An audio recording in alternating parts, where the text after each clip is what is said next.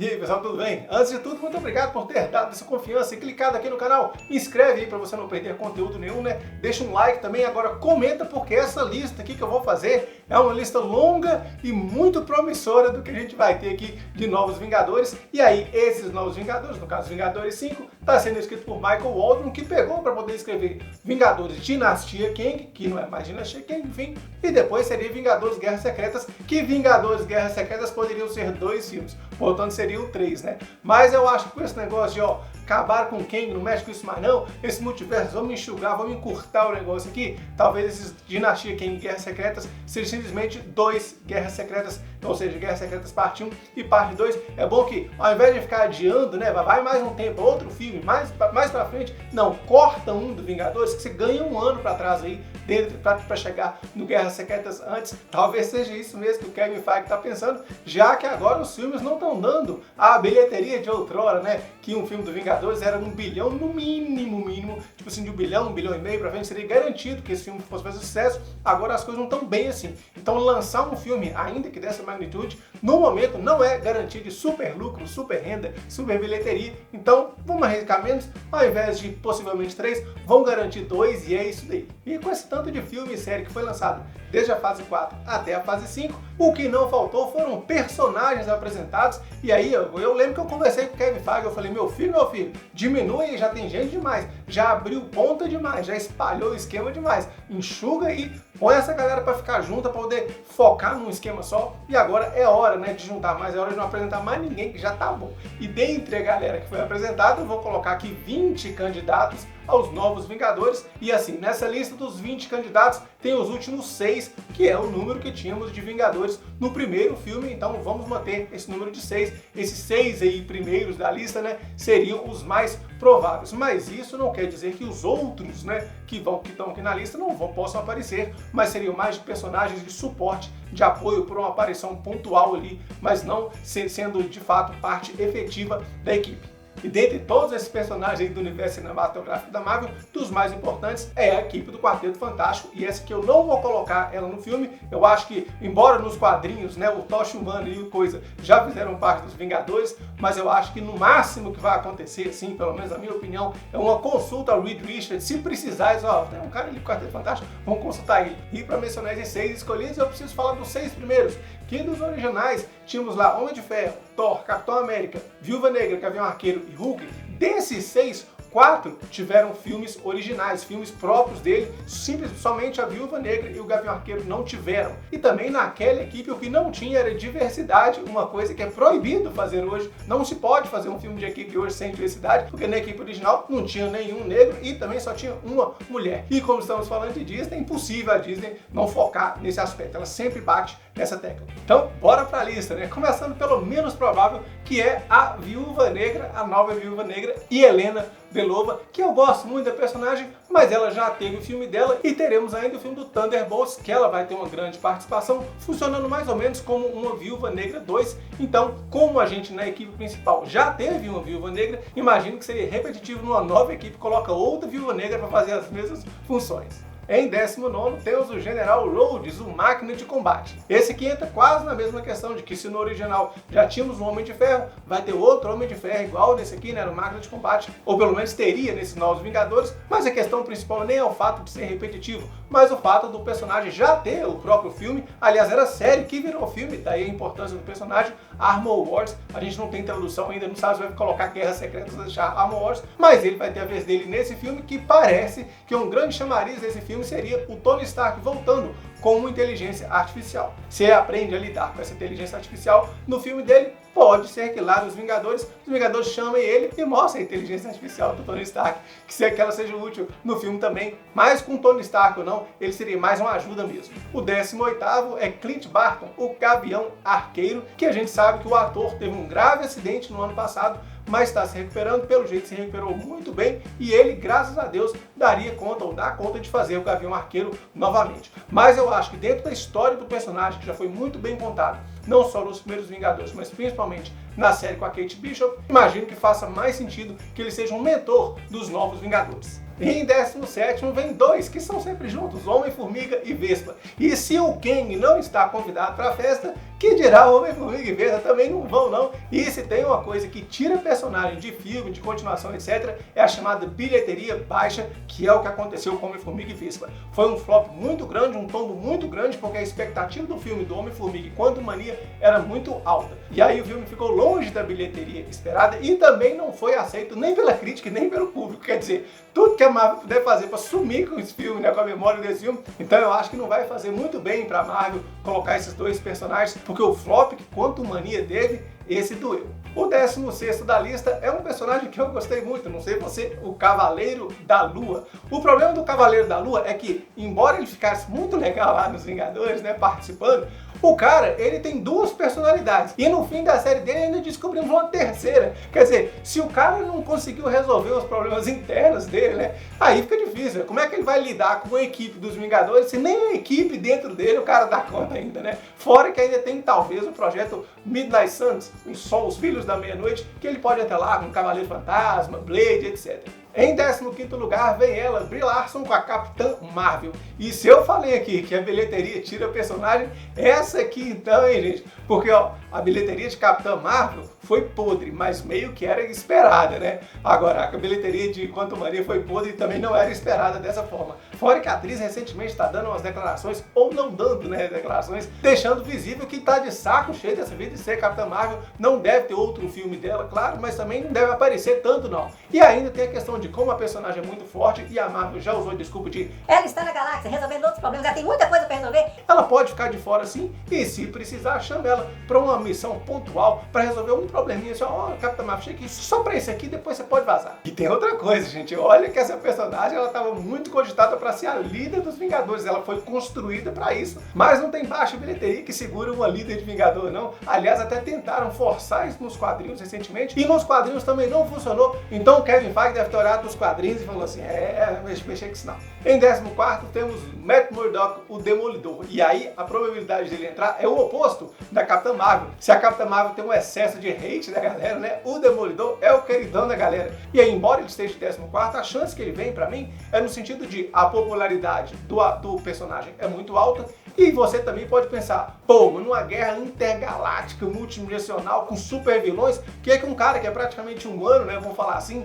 pode fazer lá, né? O poder dele é muito aquém do que o filme precisa. Mas aí a gente lembra que tivemos a Viúva Negra e o Gavião Arqueiro nos Vingadores lá contra Thanos, etc. E os dois se deram muito bem dentro do contexto todo. E aí depende muito mais do roteiro fazer uma coisa legal pro personagem do que de fato do poder dele em si. Então ele agregaria da mesma forma que o Gavião Arqueiro, por exemplo, agregou nos primeiros Vingadores. Em 13º lugar temos ele, Shang-Chi. E cadê esse raio de Shang-Chi que sumiu e ninguém ouviu falar do cara mais? E olha que o filme dele foi bem aceito, o público gostou, a crítica também, relativamente. O filme foi legal, o filme é bem inteirinho, na minha opinião é um dos melhores filmes da fase 4, mais redondinho, e ainda conseguiu ter uma boa bilheteria mesmo na pandemia. Mas eu acho que o problema desse personagem é outro, porque a escolha da Marvel fazer esse filme era para fazer um agrado, né, uma carícia grande na bilheteria da China, que sempre agregou bastante para a bilheteria dos filmes da Marvel. E aí fizeram um filme com um personagem chinês para poder pegar o público, né,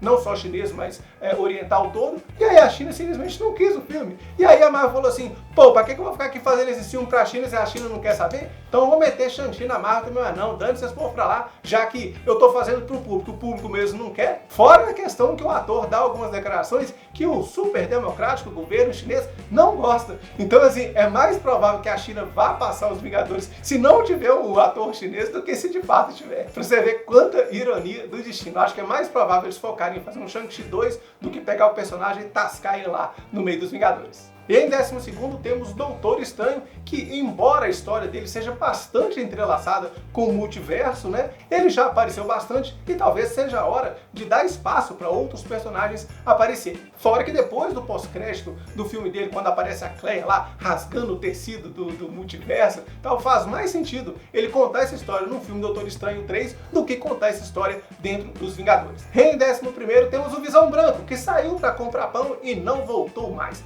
A história do vilão Visão Branco parece que faz mais sentido se ele liderar, talvez, os Vingadores da Costa Oeste, talvez numa série ou alguma coisa paralela. E há algum tempo a gente está tendo um rumor de uma série do Visão, né? Mas com esse grande corte de custos que a Disney teve que fazer aí, ó, vai devagar com as séries, corta as séries, tudo, corta esse filme, tudo, não vamos anunciar mais nada, né? Essa série do Visão, se é que estava sendo produzida mesmo, acho que foi pro saco. No máximo que ele pode aparecer, pelo menos no momento, eu acho que é na série do Magnum, que a gente também não sabe se vai chamar Magnum ou Wonder Man, mas é nela mesmo. Em 10º lugar, temos os Eternos. Não todos, é claro, mas pelo menos pensar alguém deles ali, e a gente vai ver quais deles poderiam ser pintados. Eu acho que dependendo da ameaça, faz sentido um deles participar, porque tem aquele negócio de talvez Galactus, alguma coisa meio grande que envolva os Celestiais, tem tudo a ver se colocar um Eterno lá. E aí a gente tem 3 que eu acharia que seriam mais possíveis, que são eles: Ikaris, Kingo e Makkari. O Ikaris, porque é o poder dele, o cara é Superman, ele é muito forte, né? Ou seja, precisando de alguém realmente forte, o Ikaris tá pronto pra luta. Mas a questão é que os outros dois, vem aquele negócio de a tal diversidade que precisa ter no novo grupo. O Kingo, por ser indiano, e a Makkari por ser deficiente. Mas a questão é que o Kingo teve uma boa aceitação e traria um alívio cômico legal, e a Makkari seria a velocista que o grupo não tem. Já que pensar no multiverso um outro Mercúrio, eu acho que enfraqueceria demais a história. Então já tem ela de velocista, que aliás a cena dela de velocista foi uma das melhores cenas de velocista que eu já vi. É também pra mim uma das melhores cenas do filme dos Eternos. Ah, e vendo também na perspectiva de business, de negócio, o Kingo também traz uma ótima bilheteria no Oriente Médio, que sempre deu uma boa parte da bilheteria pros filmes da Marvel. Em nono temos o Hulk. E aí eu te pergunto, precisa mesmo ter Hulk dentro dos Vingadores de novo? Porque o cara já conseguiu juntar as duas partes, né? O cérebro do professor com a força do Hulk mesmo, que ele conseguiu fazer isso fora da tela de forma estúpida. Por que não mostrou lá 5 segundinhos o cara entrando no laboratório? Aparece uns raios verdes lá, tá, consegui juntar. Eu tenho certeza que uma cena dessa não ia ficar tão cara, né? E aí é coisa rápida mesmo, só pra mostrar, pra não ficar esse negócio de eu resolvi sozinho, ninguém ficou sabendo. Além disso, que eu não acho que tem tanto a acrescentar assim dentro da história dele. É bom lembrar que nos Vingadores originais, além da história, claro, do Loki invadindo, ou do Thanos, etc., eles têm histórias individuais contadas dentro do filme. E o Hulk já tem bem desenvolvida a história individual dele. Vai contar o quê dentro do filme, né? Que isso é uma das coisas que faz o filme ser muito interessante. Você tem a ameaça nos filmes dos Vingadores originais, você tem a ameaça lá, mas dentro da ameaça você tem lá, o Clint Barton, ele tá na ameaça, mas tem a família dele. O Hulk mesmo, por exemplo, tem a ameaça, mas tem o relacionamento dele com a Viúva Negra e assim por diante. Já nos Vingadores agora, o Hulk eu não vejo tanto assim o que fazer. Vai ficar se relacionado com o filho dele no meio do filme dos Vingadores? Não faz sentido. Fora que pra Super Força já tem um outro personagem que eu vou falar mais adiante. E em oitavo temos o Thor, que é outro que veio de outro filme que não foi bem aceito, teve até uma boa bilheteria, mas a galera não gostou. E aí seria uma forma de redenção dele voltar para um filme realmente bom, né? Já que deu pra ver que não é culpa do ator e o ator tem uma boa popularidade. E o Thor entraria também como uma questão de familiaridade, no sentido de que você tem uma equipe nova, mas tá todo mundo novo, causa muita estranheza. Você tem que ter uma carinha ali e você fala assim, não, esse aqui eu conheço. Já que não tem Capitão América nem Tony Stark, o Thor dos 3 é o Thor que sobrou. Então deixa ele lá, que ele tem esse valor. Fora que ele é um deus super poderoso e precisando de super força, se não tiver o Ikaris, como eu mencionei, né? Tá lá ele pra resolver. Em sétimo lugar temos Wanda Maximoff, a Feiticeira Escarlate. Como deixar a Wanda fora dos Vingadores, gente? Ela sempre foi dos Vingadores e ainda é uma personagem com altíssima popularidade. Eu fui na CCXP, né, no ano passado, no outro ano também. O que tem de menina que fica fantasiada de Feiticeira Escarlate, gente, praticamente a maioria dos cosplays que eu vi, principalmente em 2022,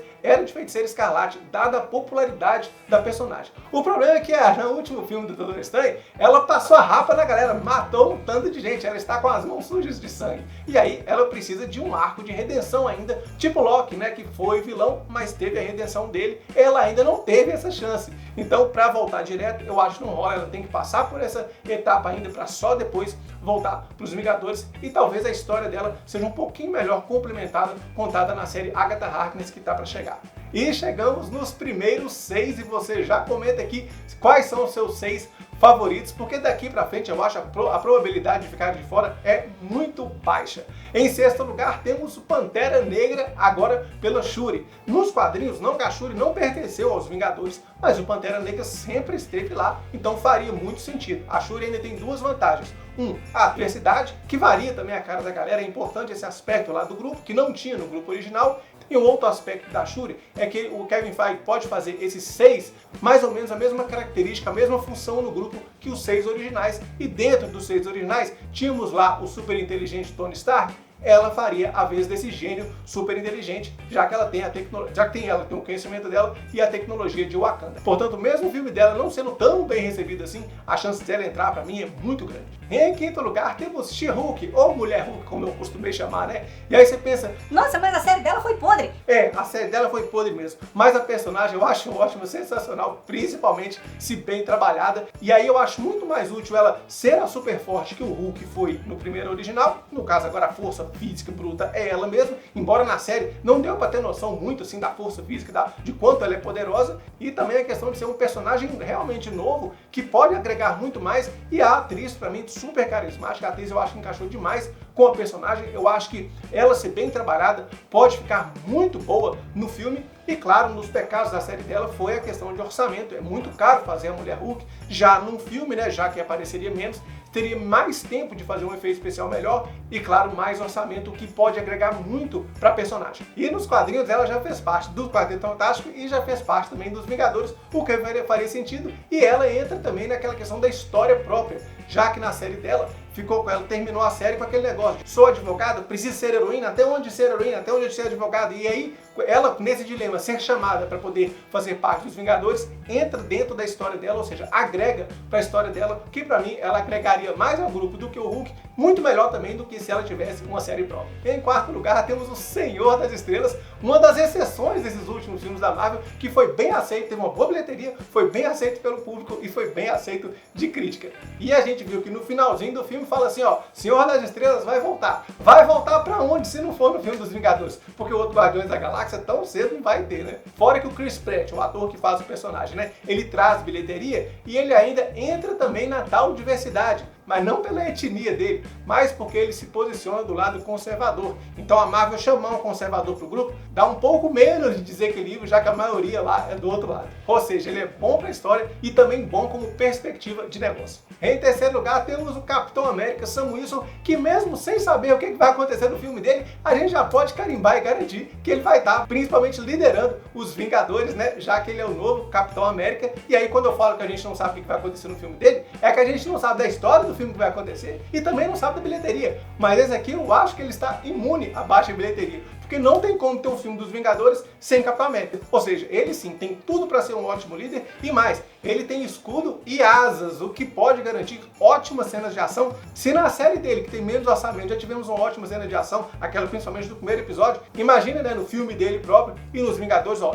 esse aqui não tem como ficar de fora. E agora chegamos aos dois últimos aqui, ó, que esses dois aqui, ó, é para poder pegar a galera assim, de jeito pelo pescoço e falar assim, meu filho, esse filme você tem que assistir. É para não ter discussão. E se a Marvel não pegar nenhum desses dois aqui, ó, eu acho que vai estar fazendo uma besteira homérica. Em segundo lugar temos ele, Wolverine. Ah, Wolverine, o que dizer de você, meu filho? Finalmente você vai estar no Senhor, gente. Eu tava tão chateado quando eu vi aqui o Hugh Jackman, o Wolverine em si, tava acabando de aposentado e a Marvel só começou a crescer depois que ele passou. Eu falei assim, não, que pena, né? O Wolverine podia tanto estar dentro desse coisa, mesmo que seja mais velho, não tem problema. Mas o Wolverine tem um apelo tão grande que mesmo que seu ator não quiser mais, tipo assim, ele já participou do Deadpool e tal, no próprio filme do Deadpool pode ser apresentado um outro Wolverine, mas agora que a Marvel tem o Wolverine, o personagem pelo menos em si, não custa nada colocar um Wolverine lá no filme. É óbvio que todo mundo quer Hugh Jackman e assim, vai puxar a bilheteria assim lá longe se tiver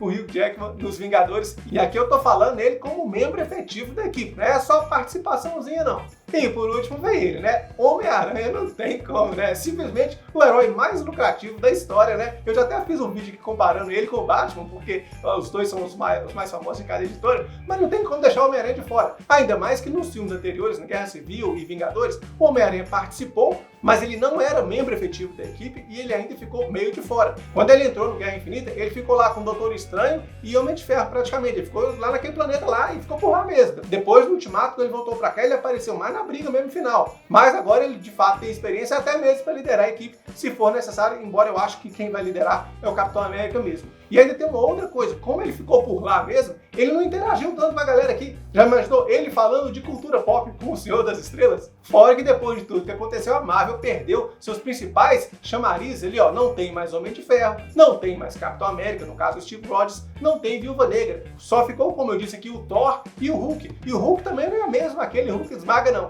Então, qual outro personagem tão grande, de peso, que poderia suprir a falta desses dois? Não existe outro, senão o teioso amigão da vizinhança Homem-Aranha. Portanto, baseado nessa lista, temos aí Homem-Aranha, Wolverine, Capitão América, Senhor das Estrelas, She-Hulk e Shuri. 6, tá bom, né? E se for para colocar um sétimo, aí eu acho que o Thor se encaixaria muito bem. E essa lista que eu trouxe aqui foi feita pela Grace Randolph e eu concordo demais, mas agora é você que tem que comentar aqui quais são os seus 6. Vamos eleger 6. Você acha que é um número legal, que é o mesmo número dos originais, né? E aí você comenta aqui quem você tira, quem você não deixa de jeito nenhum, quem você fala assim, ó, é obrigatório, esse aqui tem que voltar. Preciso do seu comentário aqui, vamos fazer uma lista legal. Obrigado por ter assistido até aqui, ó. Um grande abraço e até mais.